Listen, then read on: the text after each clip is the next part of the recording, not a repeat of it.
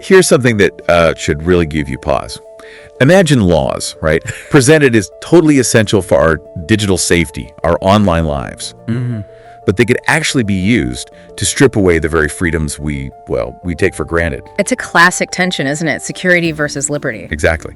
And that's the situation we're diving into today. You brought us these Zambian laws, the 2025 Cybersecurity Act number 3 and the Cybercrimes Act number 4. That's right. On the surface, okay, it's about cybersecurity. Seems straightforward enough. Yeah. But when you start to dig deeper, the potential impact on Zambia's constitution, its democracy, the Bill of Rights, it looks, well, deeply concerning. Absolutely. And what's really fascinating, maybe alarming is a better word, is how this genuine need for digital security, which is real, can be leveraged. Leveraged how? To introduce measures that have these incredibly far-reaching implications for civil liberties. So we have these new acts, and we're looking at them alongside Zambia's constitution, particularly its Bill of Rights. And our mission today, if you like, is to really pull out the crucial insights. We need to understand the risks of political abuse baked into these laws, the potential for, frankly, unlawful surveillance on a wide scale. And silencing people. And how they could stifle legitimate dissent. Yeah. Okay, so where do we start seeing these dangers pop up? Yeah. Let's talk about this Central Monitoring and Coordination Center. It sounds very official, maybe even necessary. It does sound quite bureaucratic, yes. Section 21 of the Cybersecurity Act sets it up. And its role? It's described as the sole facility for all lawful interceptions of communications. Sole facility. Exactly. And the key insight there is this creation of a single choke point, a single point of potential abuse for all legally authorized surveillance. Without clear checks and balances. Well, the Act doesn't explicitly detail robust, independent oversight mechanisms for the center itself. So you've got this central hub, not just for tracking serious cybercriminals, mind you, Right. but for intercepting communications and call data under any lawful order. Sole facility. Yeah, that immediately makes me think about accountability. If everything flows through this one center, who's watching the watchers? Yeah. I mean, what's stopping it from becoming a tool to just monitor political opponents or maybe keep tabs on journalists? That is the critical question, isn't it? As I said, the Act itself is worryingly vague on independent oversight for this center in a politically charged environment. Which Zambia certainly can be. The potential for misuse is, well, it's significant. You have to ask, who ultimately controls this? Who holds the keys? And what real safeguards are there to prevent it being used for things way beyond legitimate national security? Okay, so this center is the hub, the central point. How does the actual interception, the listening in, happen?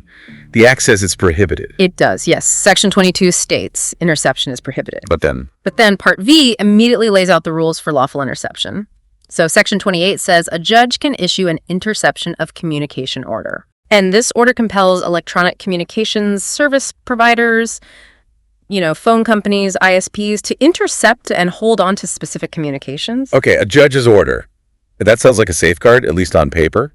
But why can a judge issue one? What are the grounds? Because that seems like the point where overreach could really creep in. Absolutely, nail on the head. Section 28(4), this is crucial, specifies an order can be issued to investigate offenses under, wait for it, any written law. Any written law. Yep. Not just serious cybercrime or terrorism. No. The key takeaway is precisely that. Surveillance isn't limited to specific serious threats. It could be triggered by investigations into a potentially huge range of offenses. Things that could be, politically motivated, used to target critics. That's the worry. It opens the door very wide. So just so I'm crystal clear, a relatively minor infraction, maybe under some obscure existing law, could theoretically lead to the authorities getting a warrant to intercept your private communications. That seems to be the implication of any written law. Yes. And the service providers, the phone companies, they have to help. They are legally obligated. Section 29(6) is quite specific. It mandates that these providers must route duplicate signals of an indirect communication. Basically copies of the targeted communication. To the center. To the center, yes. And within 24 hours of receiving that lawful order. So your service provider is legally required to facilitate this state surveillance. Wow. That's quite an obligation. And then there's Section 30, the emergency provision. This one lets them bypass the judge, bypass the warrant altogether. It does, and this is a major, major point of concern. What exactly? Emergencies happen, right? Of course. But this provision allows interception without a warrant based on a law enforcement officer having reasonable grounds to believe certain things are imminent. Like what? bodily harm, loss of life, or significant property damage. The problem is the definitions, or lack thereof. What counts as an emergency? What does imminent really mean in practice? It's vague. Extremely vague. It allows for subjective judgment calls by law enforcement. And who decides what constitutes an emergency in a politically tense situation, maybe around an election or a protest? It feels like a massive loophole. And okay, let's say they use this emergency power. They intercept something without a proper warrant. Surely that evidence can't be used in court. That's like fruit of the poisonous tree, right? You would think so, but surprisingly, Section 62 of the Cybersecurity Act says, unlawfully intercepted evidence can be admissible in criminal proceedings. What? How? With the leave of the court. So a judge has to allow it. But the criteria for granting that permission are, again, quite vague. They include things like national security. Which can mean almost anything the state wants it to mean. Precisely. So it creates this really dangerous situation where evidence obtained potentially illegally, bypassing proper procedure, could still be used against someone, especially if the state frames the case around this broad idea of national security. Okay, so the Cybersecurity Act sets up the how of surveillance. Now let's turn to the other law, the Cybercrimes Act. How could its rules be used to actually silence dissent, to clamp down on free expression online? Right. This is where the surveillance capability meets the power to actually punish speech and online activity. The Cybercrimes Act essentially provides the legal weapons. Weapons to do what? To potentially stifle dissent, all under the banner of fighting cybercrime. Take Section 7, illegal acquisition of data. Sounds okay, right? Preventing hacking, data breaches. Yeah, sounds reasonable. But the wording is broad. Could it be used against a journalist who receives leaked documents? Or a whistleblower exposing corruption? Ah, I see. So obtaining information that's in the public interest but maybe wasn't released officially, that could become a crime. That's the risk. It could definitely have a chilling effect on investigative journalism. Okay, what else? Section 9, illegal system interference. Again, sounds like it's about stopping denial of service attacks or something. But prohibiting, hindering, or interfering with a computer system, could that be vaguely applied to disrupt online activism? Political organizing. What about an online campaign that floods a government website with messages? Is that interference? It's the vagueness again. And Section 11, the one about recording private conversations without notice, that seems like it hits close to home for journalists, but also just private citizens. Absolutely. It could severely hinder investigative work that often relies on recording conversations, sometimes covertly, to expose wrongdoing. Like uncovering corruption. Exactly. But beyond that, it could just make ordinary people hesitant. Hesitant to speak freely in private messages, especially if they're involved in opposition groups or are critical of the government. That fear of being recorded or having recordings used against them. Even if the initial interception was questionable. Right. And then Section 13, cyber extortion. This one seems particularly ripe for political abuse. How so? Extortion is bad, isn't it? Of course. But look at the definition. Using a computer system with intent to extort or gain anything, including by threatening to accuse someone of a crime. Ah. Imagine threatening a political opponent. Stop criticizing us or we'll accuse you under Section 7 for that data you received, or Section 9 for organizing that online protest. It becomes a tool for intimidation. A way to silence them without needing actual proof of a serious crime. Precisely. Weaponizing the law itself. And then there's Section 24. This one sounds, well, tricky. Prohibiting using a computer to incite ethnic divisions. On one hand, preventing genuine hate speech is vital. It absolutely is. No one disputes that. But the penalty is life imprisonment. And the risk that legitimate political criticism gets twisted, framed as being divisive, that seems incredibly dangerous. It's a very, very serious concern. The intent might be good, stopping real incitement to violence, but without crystal clear definitions and with such an extreme penalty. Life imprisonment. The risk of abuse is enormous. In any diverse society, political debate can touch on sensitive issues.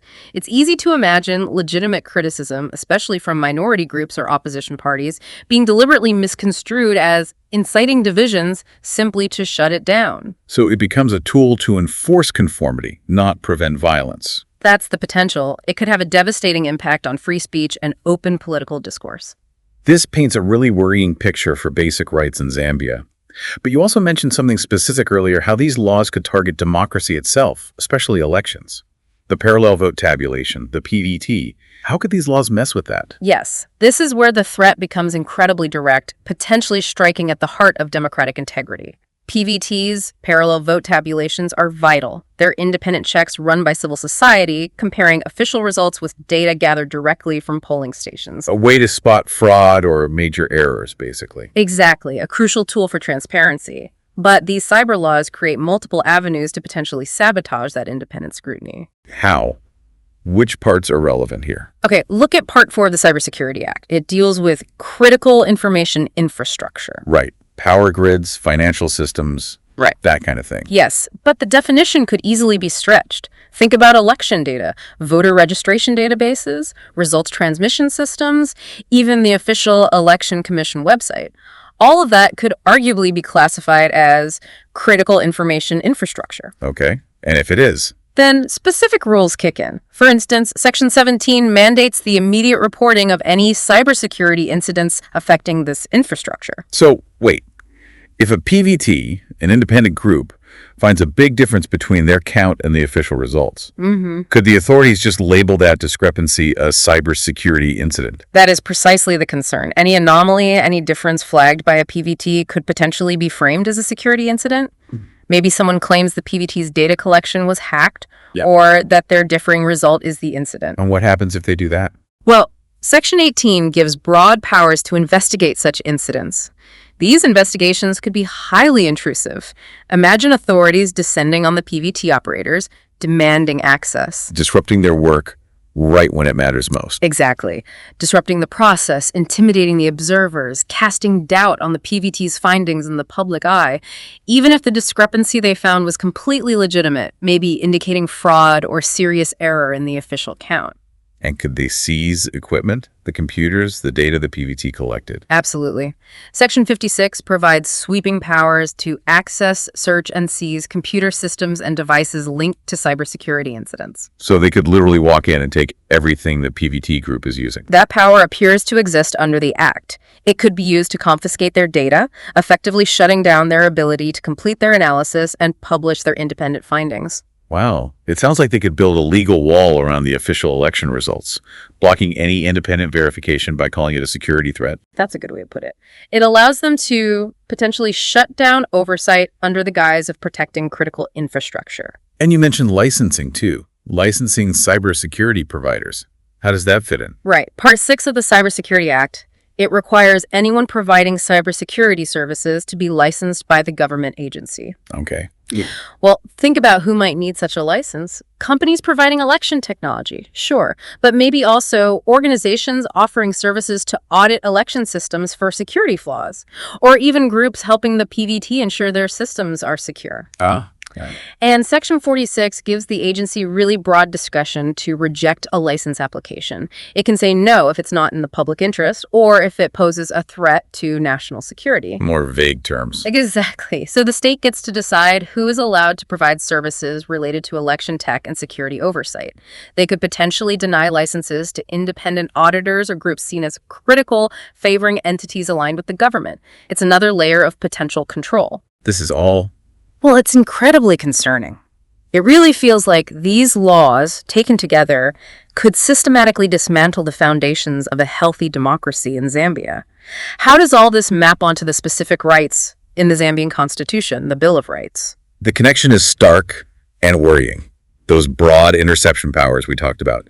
They're a direct assault on the right to privacy of communication, which is Article 32 in the Bill of Rights. Okay. The fear of being watched, of being prosecuted under vague cybercrime laws like inciting division or illegal data acquisition, that creates a massive chilling effect on freedom of expression, Article 34. People won't speak freely online if they fear punishment. Especially dissenters. Especially dissenters, critics of the government. Then Monitoring online communications, tracking who talks to whom, that hinders freedom of association, Article 38.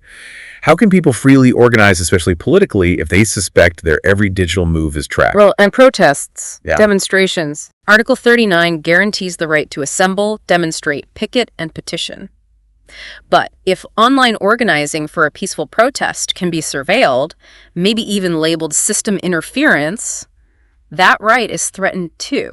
It's a cumulative effect, isn't it? It really is. Taken together, these laws risk undermining the general political rights outlined in Article 37, the ability of citizens to participate freely, fairly, and meaningfully in the political life of their country, to hold power accountable. So it's not just about individual rights in isolation. It feels like these laws could actually change the fundamental nature of Zambia's democracy. I think that's a fair assessment. These potential threats hit at the core principles. The Constitution vests sovereign authority in the people, Article 5. It gives citizens the right, even the duty, to defend the Constitution, Article 2. But how can you defend it if the tools to organize and speak out are being restricted? Exactly. By concentrating so much power in the state to monitor, to control, to potentially silence dissent in the digital realm, these laws risk enabling a slide towards authoritarianism. That's the opposite of a democracy built on checks and balances and protected freedoms. Okay, let's try and bring this all together. If you had to summarize the absolute key dangers we've uncovered in this deep dive into Zambia's 2025 cyber laws, what would they be? I'd say three main things stand out. First, the significant, glaring potential for the political abuse of that centralized surveillance system. Second, the use of deliberately vague cybercrime laws to suppress legitimate online dissent and journalism. And third, the very real threat these laws pose to democratic processes themselves, especially the integrity of elections, by potentially undermining independent verification like PVTs. It really feels like these laws, packaged as essential 21st century digital security, could actually fundamentally change the relationship between the government and the people in Zambia. And probably not for the better. It's a stark warning, really, for how governments everywhere might frame these kinds of issues. That is precisely the critical takeaway, I think. The Zambian situation is, or should be, a powerful cautionary tale for all of us globally. We have to be vigilant.